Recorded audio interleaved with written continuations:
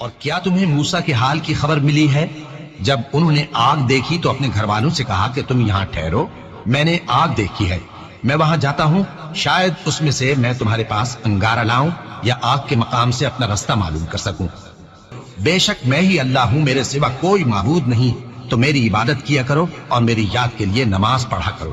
قیامت یقیناً آنے والی ہے، میں چاہتا ہوں کہ اس کے وقت کو پوشیدہ رکھوں تاکہ ہر شخص جو کوشش کرے اس کا بدلہ پائے، تو جو شخص اس پر ایمان نہیں رکھتا اور اپنی خواہش کے پیچھے چلتا ہے کہیں تم کو اس کے یقین سے روک نہ دے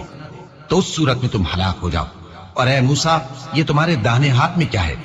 انہوں نے کہا یہ میری لاٹھی ہے، اس پر میں ٹیک لگاتا ہوں اور اس سے اپنی بکریوں کے لیے پتے جھاڑتا ہوں، اور اس میں میرے اور بھی کئی فائدے ہیں۔ فرمایا کہ موسیٰ اسے زمین پر ڈال دو،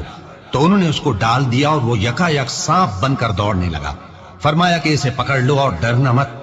ہم اس کو ابھی اس کی پہلی حالت پر لوٹا دیں گے، اور اپنا ہاتھ اپنی بغل میں دبا لو کہ وہ کسی عیب و بیماری کے بغیر سفید چمکتا دمکتا نکلے گا۔ یہ دوسری نشانی ہے تاکہ ہم تمہیں اپنے بڑے بڑے نشانات دکھائیں۔ تم فرعون کے پاس جاؤ کہ وہ سرکش ہو رہا ہے،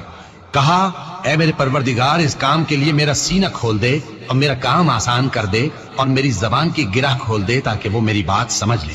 اور میرے گھر والوں میں سے ایک کو میرا وزیر یعنی مددگار مقرر فرما، یعنی میرے بھائی ہارون کو، اس سے میری کمر کو مضبوط کر اور اسے میرے کام میں شریک کر تاکہ ہم تیری بہت سی تسبیح کریں اور تجھے کثرت سے یاد کریں، تو ہم کو ہر حال میں دیکھ رہا ہے۔ فرمایا موسیٰ تمہاری دعا قبول کی گئی، اور ہم نے تم پر ایک بار اور بھی احسان کیا تھا جب ہم نے تمہاری والدہ کو الہام کیا تھا جو تمہیں بتایا جاتا ہے، وہ یہ تھا کہ اسے یعنی موسیٰ کو صندوق میں رکھو، پھر اس صندوق کو دریا میں ڈال دو تو دریا اس کو کنارے پر ڈال دے گا اور میرا اور اس کا دشمن اسے اٹھا لے گا۔